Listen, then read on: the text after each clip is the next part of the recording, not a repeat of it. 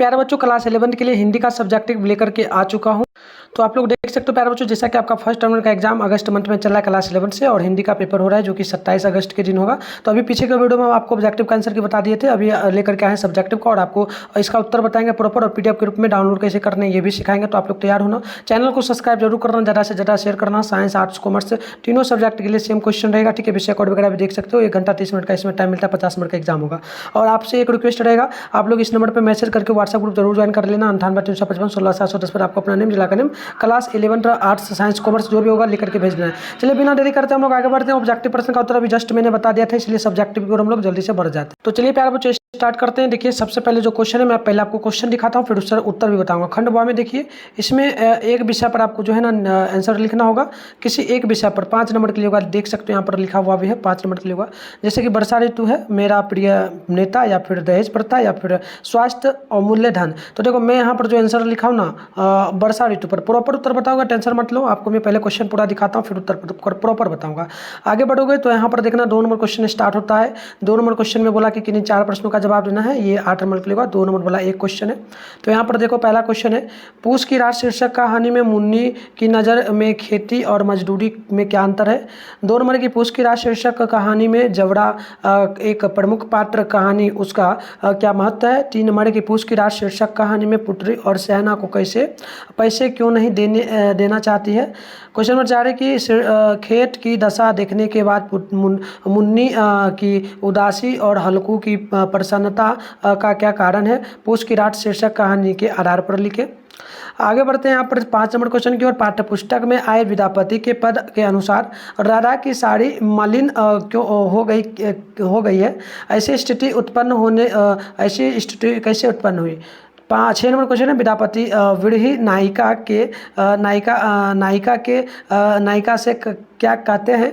विद्यापति के पद पर चानन भेल विषम सर ले के आधार पर आपको लिखना है, ठीक है। चलिए और क्वेश्चन यहाँ पर देखिए, एक और क्वेश्चन है आपका 7 नंबर, विद्यापति रचित पद सरस वसंत समय पल भावोल में स्वप्न पुरुष नायिका को सुख से चीर हटाने के लिए क्यों कहता है। आगे है क्वेश्चन नंबर 8, ये बोला गया कि संज्ञा किसे कहते हैं, इसके कितने भेद है। इसके आगे आप लोग देखेंगे तो 3 नंबर क्वेश्चन बोला कंप्यूटर के महत्व के बारे में बताते हुए अपने छोटे भाई को एक पत्र लिखना है। 8वां में दिया गया प्रधानाध्यापक के पास एक परीक्षा शुल्क माफ करने के लिए आवेदन पत्र लिखना है। तो मैं नीचे का जो प्रधानाध्यापक को पत्र लिखना है ये मैं लिख दिया, इसका उत्तर मैं आपको दूंगा, ठीक है। चलिए 4 नंबर क्वेश्चन है, निम्नलिखित में से आगे बढ़ते 1 सेकंड रुक जाइए। चलिए 4 नंबर जो क्वेश्चन है इसमें से क्या बोला कि निम्नलिखित गणांशों को पढ़ करके आपको संक्षेपण करना है, मतलब कि इसका सही अर्थ बतला देना है आपको। सही क्या अर्थ होगा इसका, ये पूरा का पूरा बताना है, ठीक है। मैं इसका प्रॉपर उत्तर दूंगा, कोई टेंशन नहीं लेना, पूरा प्रॉपर इसी वीडियो में आंसर दे दूंगा, ठीक है। चलो देखो 5 नंबर क्वेश्चन है, स्वप्रसंग व्याख्या करना है। तो देखो ऊपर वाला जो है मैं उसी का किया हूँ व्याख्या, नीचे वाला नहीं किया हूँ, ठीक है। तो कोई एक ही करना। चलिए इसका आंसर आपको पीडीएफ के रूप में ही आपको ओपन करके दे देते हैं ताकि आप लोग लिख लोगे, ठीक है। चलिए तो क्रोम या गूगल को आप लोग जल्दी से ओपन कर लीजिए। तो इसके लिए सबसे पहले आप अपने फोन में गूगल को ओपन करके सर्च बार के आइकन पे क्लिक कर लो, ठीक है। और जिस चैनल पे अभी वीडियो देख रहे हो इस चैनल का नाम है मिठुन स्टडी सेंटर, ठीक है। चैनल का नाम आप लोग मिठुन स्टडी सेंटर जल्दी से सर्च कर लो, ठीक है। मिठुन स्टडी सेंटर आप लोग सर्च कर लो। इसके बाद थोड़ा सा ऊपर करो, फर्स्ट में देखो मिठुन स्टडी सेंटर का ऑप्शन वेबसाइट मिलेगा, इस पर क्लिक कर लो। इस प्रकार से इंटरफेस ओपन हुआ। अब ज़रा कुछ नहीं करो, आराम से स्क्रॉल डाउन करो और नीचे चले आओ, ठीक है। चलो आते हैं नीचे, क्लास 11 का आपको यहाँ पर सेशन मिल जाएगा, ठीक है। देखो ये क्लास 11 है, Bihar board class 11 first term exam लिखा है, इस पर क्लिक कर लो। अब इस प्रकार से इंटरफेस ओपन हुआ, नीचे आओ। आपको मैंने अभी नंबर दिया था, आप लोगों को मैसेज नहीं करना है, मैसेज करना है लेकिन कॉल नहीं करना है। ग्रुप यहाँ पर लिंक है, ग्रुप ज्वाइन यहाँ पे क्लिक करके दोनों ग्रुप को ज्वाइन कर लो। फिर नीचे आओ, देखो ये साइंस का सेशन है, इसमें भी आपको हिंदी, इंग्लिश, उर्दू सबका मिल जाएगा। और नीचे आओगे तो यहाँ पर भी आपको आर्ट्स का ये सेशन है, इसमें भी मिल जाएगा। फिलहाल हम लोग हिंदी के सामने डाउनलोड नाउ पे क्लिक करते हैं।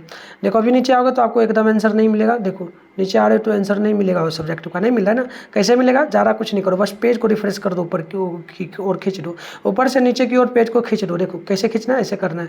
अब देखो प्रॉपर आपको आंसर की मिल जाएगा। नीचे आते हैं, देखिए ऑब्जेक्टिव का जैसे पहला नंबर क्वेश्चन का उत्तर मैंने डी बताया था पीछे के वीडियो में, दूसरा का डी, तीसरा का ए। इस प्रकार से सारे क्वेश्चन का यहाँ पर उत्तर है। 30 नंबर तक का दिया गया है, 25 क्वेश्चन बनाना है ऑलमोस्ट, आप यहाँ से लिख लो। इसके अलावा नीचे आओ तो अब आपका स्टार्ट होता है सब्जेक्टिव क्वेश्चन, ठीक है। सब्जेक्टिव आंसर यहाँ पर आपको लिखने को मिल जाएगा। तो यहाँ पर देख सकते हो सारे क्वेश्चन का उत्तर है। मैं एक एक क्वेश्चन को पढ़ता हूँ। जैसे कि पहला था वर्षा ऋतु के बारे में, वर्षा ऋतु पर आपको निबंध लिखना था। तो इस प्रकार से पॉइंट वाइज दे दिए हैं, ये प्रॉपर यहाँ से यहाँ तक उत्तर होगा। मैं पढ़ता हूँ। जैसे वर्षा ऋतु लिख करके लिखना, भारत की सबसे प्रतीक्षित ऋतुओं में से एक है। यह गर्मी के बाद जुलाई से शुरू होकर के दिसंबर तक चलती है। भारतीय उपमहाद्वीप में इसे मानसून भी कहा जाता है। यह मौसम लगभग 3 से 4 महीने तक रहता है। हालांकि अलग अलग देशों और भौगोलिक क्षेत्रों में बारिश का मौसम अलग अलग समय पर आता है। उष्णकटिबंधीय वर्षा वनों जैसे कुछ इलाकों में साल भर बारिश होती है, जबकि सहारा रेगिस्तान जैसे इलाकों में बहुत कम बारिश होती है।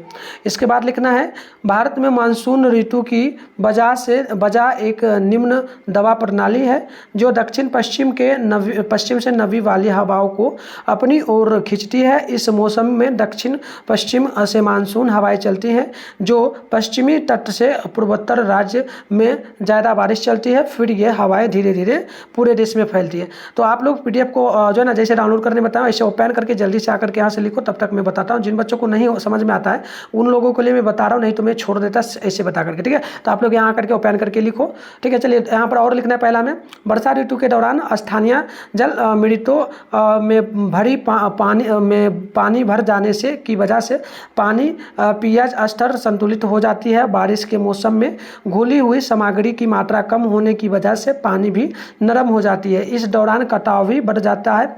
बारिश की वजह से मिट्टी में से पोषक तत्व भी बह जाते हैं, ठीक है। तो वो पहला का प्रॉपर उत्तर था।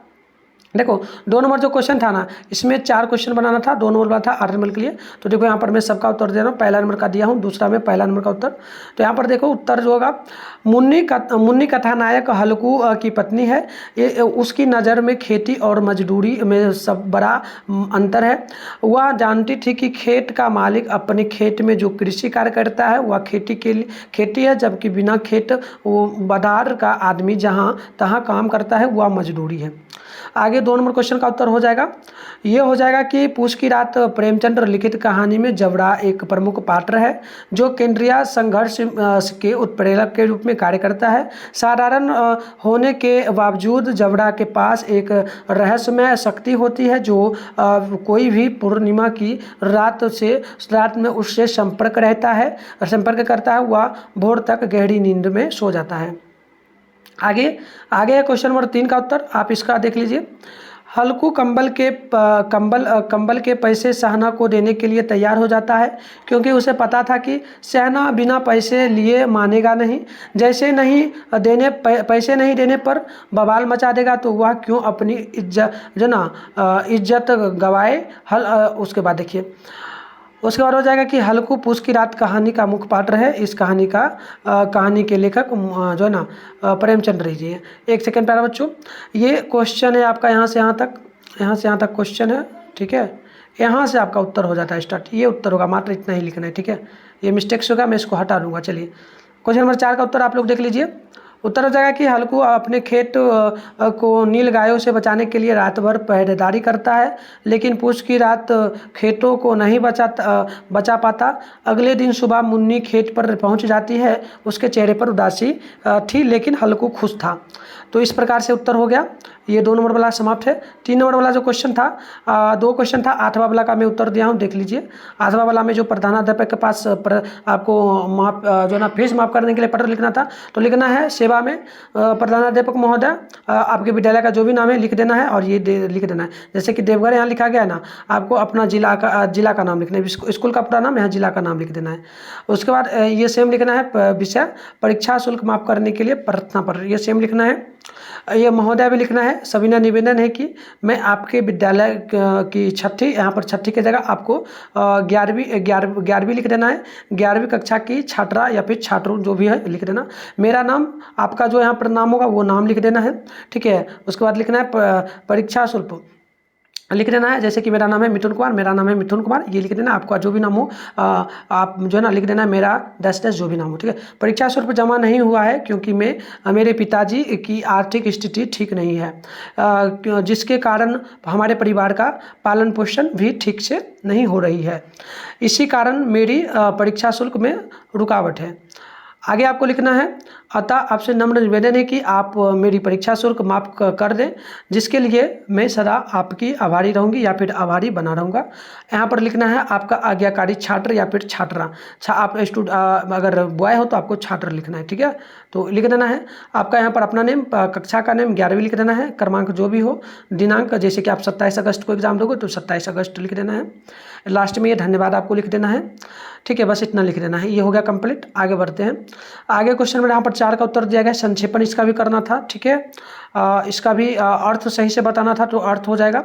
साहस की ज़िंदगी सबसे बड़ी ज़िंदगी होती है। इस गद्यांश के मुताबिक साहस की ज़िंदगी की सबसे बड़ी पहचान है कि वह निडर और बेखौफ होती है। साहसी व्यक्ति इस बात की चिंता नहीं करता है कि लोग उसके बारे में क्या सोच रहे हैं। जनमत की परवाह न करते हुए जीने वाला व्यक्ति दुनिया की असली ताकत होता है। साहसी व्यक्ति सपने उधार नहीं लेता। क्रांति करने वाले लोग अब अपने उद्देश्य की तुलना ना हो तो पड़ोसी के उद्देश्य से करते हैं, और ना ही अपनी चाल को पड़ोसी की चाल देख करके कमजोर बनाते हैं। अड़ोस पड़ोस को देख करके चलना आम लोगों की काम है, ठीक है। तो ये उत्तर हो जाएगा। आगे 5 नंबर का उत्तर, ये अथवा में एक और दिया था बट अथवा का नहीं हम लिखे हैं, डायरेक्ट लिख दिए हैं। जो फर्स्ट वाला था उसका भी संक्षेपण करना था। देखिए उत्तर हो जाएगा कि वो अपनी दीनता से आहत ना आत, जिसने आज उसे इस दशा को पहुंचा दिया।